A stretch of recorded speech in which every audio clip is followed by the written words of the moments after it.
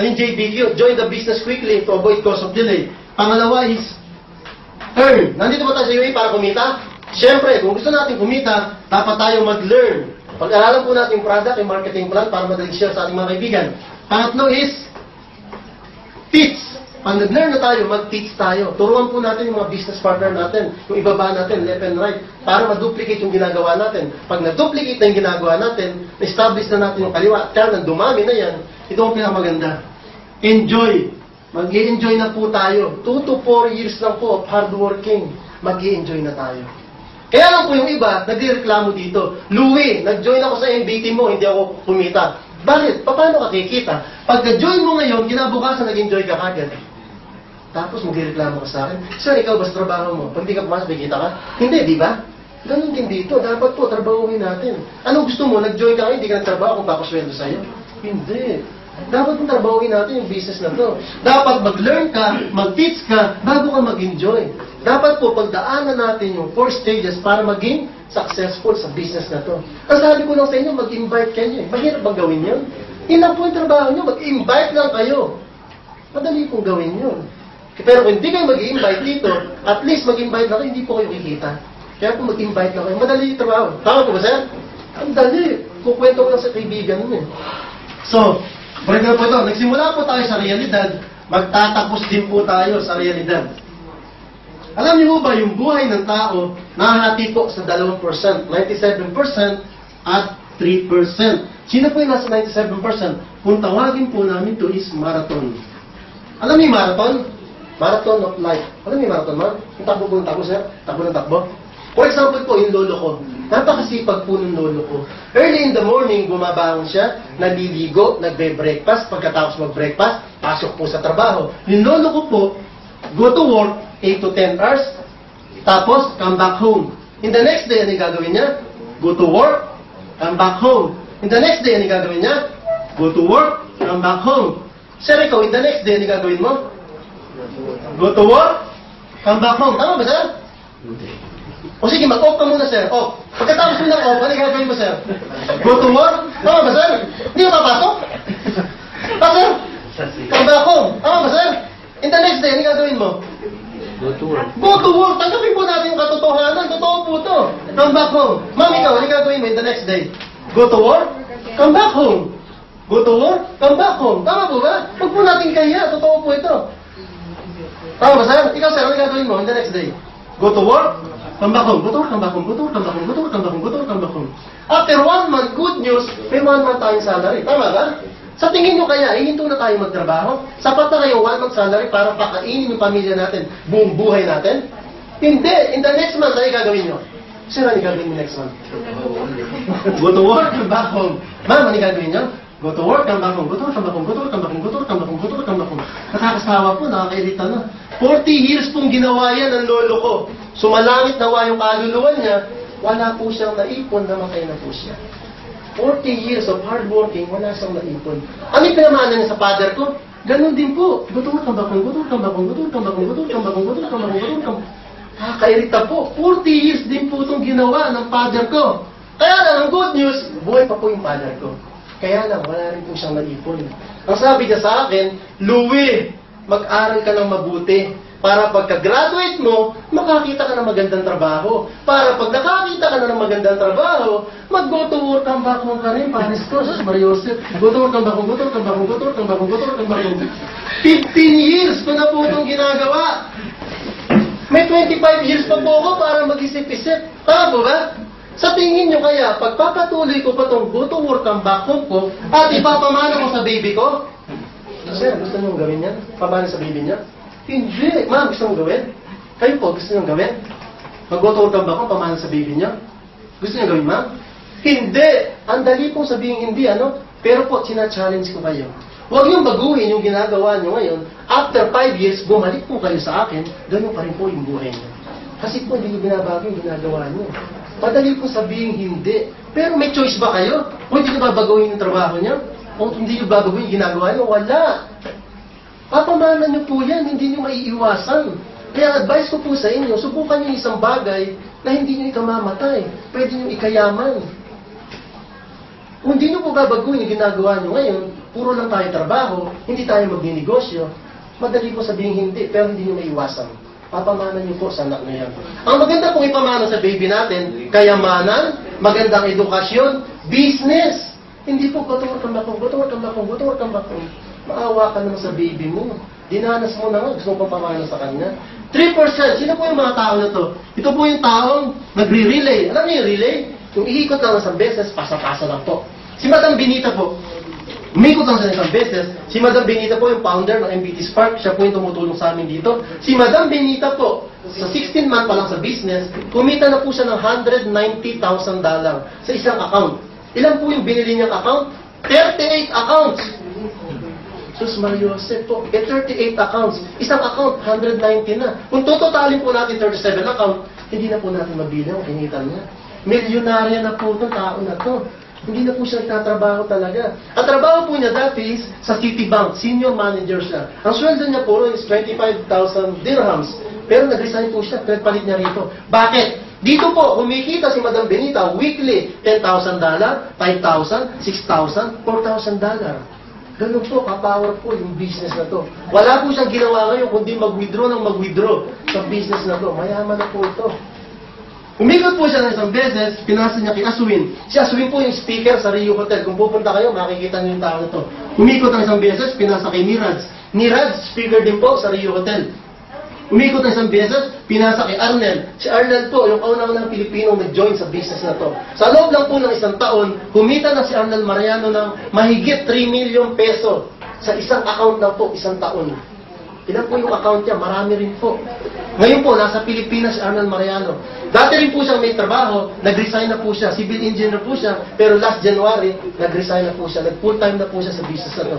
Kasi kung kumita ng si Arnel is $3,000, $4,000, $5,000, $6,000 po.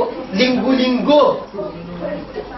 Pero po tayo sa trabaho natin, kahit kalabaw na tayo, fixed salary po, isang buwan dito, linggo.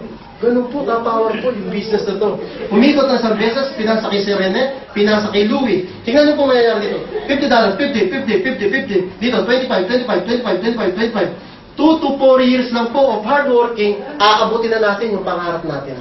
Hindi po namin kayo invite dito para konbinsihin o para puwersahin mag-join sa amin. Hindi po. Kayo po yung kukonbinsin sa sarili niyo. Hindi po kayo pinapunta rito ng mga invite niyo para mag-join po sa amin. Kayo po ang kukumbinsin sa sarili niyo. Kaya lang po, sa business na to, normal yung rejection. Bakit? 3% lang po yung naniniwala. 97% yung hindi. Kaya po, pag nag-invite kayo rito, I'm sure, hindi po sila sasama. Kung ayaw niya, next. Kung ayaw niya, next. Kung ayaw niya, next. Kung ayaw niya, next. Some will join, some will not. So what? Kaya lang po, pag ayaw sumama ng kaibigan mo, huwag mong sisigawan. So what? Huwag pong ganun, kasi magagalit siya. Patay tayo na, huwag mo, so what? Huwag pong ganun. Sabi mo, okay, kung ayaw mo, okay lang. Balikan mo siya, pag kumikita ka na, ipaypay mo sa kanya yung resibo, $2,000 to, sa linggo lang, hindi ka maiinggit, sasama po yan. Ganun lang po, kasimple. At saka po dito, hindi pwede lahat sumama. Kasi po, pag sumama lahat yung in-invite nyo, lahat po yayaman.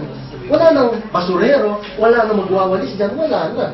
Lahat po yayaman. Naniniwala po ba kayo? Kung sino lang po yung naniniwala, siya lang po pinagpapala. Naniniwala po kayo ron? Kung sino lang yung tao naniniwala, siya lang po yung pinagpapala. Totoo po yun. Balikan niyo po si Jesus Christ. Sino po yung mga naniwala sa kanila? Ilan po yung nasi? Yung mga hindi po, nagkamatay po lahat. Kung sino lang po yung naniniwala, siya lang po yung pinagpapala. Kaya hindi po namin kayo pipiliting maniwala sa business namin. Pero po ito, proven na to. So, hindi po lahat pwede talaga maniwala sa business na to. For example, 2 to 4 years, nakabili ka na ng Ferrari sa MBT. Gusto mo magpagasolina sa petrol station. Busina ka ng busina, walang lumalapit na gasoline boy. Yung pala, nag-MBT na rin, no? Pambihira. Kaya hayaan nyo po yung hindi sasama sa inyo. Kasi po ito, nagmamarathon, ang magbibigay good service sa tao nagre-relay. Yun po yung sikreto nun. Louie, paano nyo ba nakukuha yung commission nyo riyan? Nakukuha po namin yung commission namin dito through Global Cash Card. Weekly commission po. Hindi po kayo maghihintay ng 1 buwan, 2 buwan, 3 buwan, hindi po. Weekly lang po ang hihintayin nyo. Pamilyar ba kayo sa plus sign? Pamilyar kayo sa plus sign? Yes. Lahat po ng may ATM machine, basta may plus sign, pwede tayong mag-withdraw. So, ibig sabihin, anywhere in the world, whatever currency, basta may plus sign, pwede tayong mag-withdraw. So, nandito tayo sa UAE, pwede tayong mag-withdraw ng dirhams. Pag uwi natin ng Pilipinas, pwede tayong mag-withdraw ng peso. Pag punta natin ng Sikihor, pwede tayong mag-withdraw ng peso. Sorry, Pilipinas pa rin. Kaya ingat ka doon, mama. Louie, paano mag-apply ng Global Cash Card? Simple lang po. Once nakakuha kayo ng isang tao, pero nakagiging $50, pwede na po kayo mag-apply ng Global Cash Card. 2 weeks lang po yung processing nito. Manggagaling po siya sa USA, California. Babagsak po siya sa Rio Hotel, Bar, Dubai.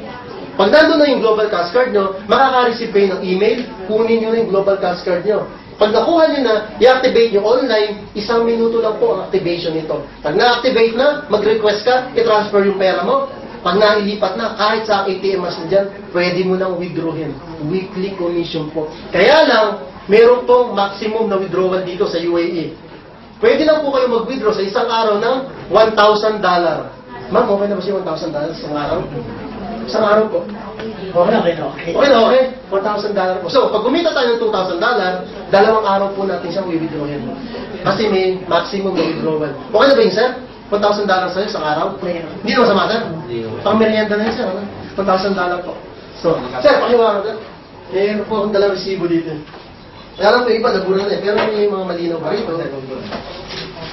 Sir, pakitingnan nga yung card number, sir.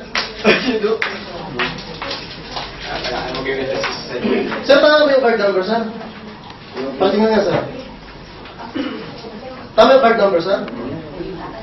Magkano siya withdraw ka? 17. Kayo, sir, anong date? 25. Wait, 25. Ano ba ngayon, sir? 25. Kami na lang pala yun. Jesus Marios. Okay, sir. Tingnan mo, sir. Kung tama yung card number, sir. Tama ba, sir, yung card number? Magkano siya withdraw ka? 17 din. Kailan, sir? 19! Uy, 6 days na. Naubos na yung 17. O, sir, ito, sir. Tama ba yung card number, sir? Magkano sa withdraw ka? 17. Uy, 1.7 din. Bakit puro 1.7? Kasi po, yun ang maximum na withdrawal, 1.7. 1.7, 1.7. Pwedeng 1.5, 1.6, basta hindi ka tataas sa 1.7. So, ito, sir, medyo mababa ito kasi. Pero, tama ba yung card number, sir? Medyo mababa yan. Converted na sa dirhams. Tama, sir? 900. 900, medyo mababa, sir, di ba? So, wala akong 1.7 yan. Sir, actually, marami po rito, kaya lang nabura na yung mga sir kasi pagka tumatagal, nabubura na talaga. So, ibig sabihin po, sir, pakikita mo sa kanila para makita na. So, ibig sabihin po, wala po tayo sa recto para padaya po yung resibo. Tama po ba? Sir, nasa recto ba tayo? Sa Pilipinas tayo? Wala. So, ibig sabihin po, totoo yung business na to, totoo nakaka-withdraw po rito. Hindi po kayo pag-aaksaya, inviting ng mga kaibigan nyo, kumaluluko lang po kami rito. At hindi po ako mag-aaksaya ng boses ko rito, kumaluluko lang po. Totoo pong nakaka-withdraw sa business na to. Ayan po yung resibo namin. Kahit i-verify nyo po yan. Tama po yung card number. Kung mag-withdraw po kayo, tingnan nyo lang yung last card number. Pag nakita yung totoo po yan. Wala po tayo sa recto. Kung si Arnel po ang magpapakita sa inyo niyan, ganito po kakapal yung resibo ni Arnel Mariano. Kasi walang ginagawa ngayon si Arnel, kundi mag-withdraw ng 3,400 araw-araw. Sabi nga sa akin ni Arnel, paano napapagod lang pumunta ng ATM. Araw-araw na lang pumunta ako ng ATM machine, 3,400 dirham. Sus Mariosip kaya pare. Kung sa akin, doon ako matutulog mismo sa ATM machine. Babantayan ko lang mag-next day. Tagal ko mag-next day. Ganun po yung ginagawa ni Arnel Mariano. Ang sarap po ng buhay niya ngayon. So, kinaya po niya, kaya rin po natin yun. So, bago ko po pakita sa inyo yung product natin, may share lang po ko sa inyo. Sandali lang po ito. Magkano po yung investment natin? $350. So, dirhams is 1,300. Malaki po ba maliit? Sir, malaki maliit? Maliit, sir? Sir, malaki maliit? Ayos lang, sir. Sir, malaki maliit? $350. Okay na. Okay lang. Walang masasabing malaki. Ma'am, malaki po ba maliit? $350. Investment. Malaki po ba maliit? Malaki? Okay lang. Okay lang. Kasi tayo dyan, okay lang. Ma'am, malaki po ba maliit? $350. Tama na, walang sabing malaki. Nalilitan kayo. Ibig sabihin, mapapera kayo. Ano? Hindi po. Malaki po yung $350 kung gasto.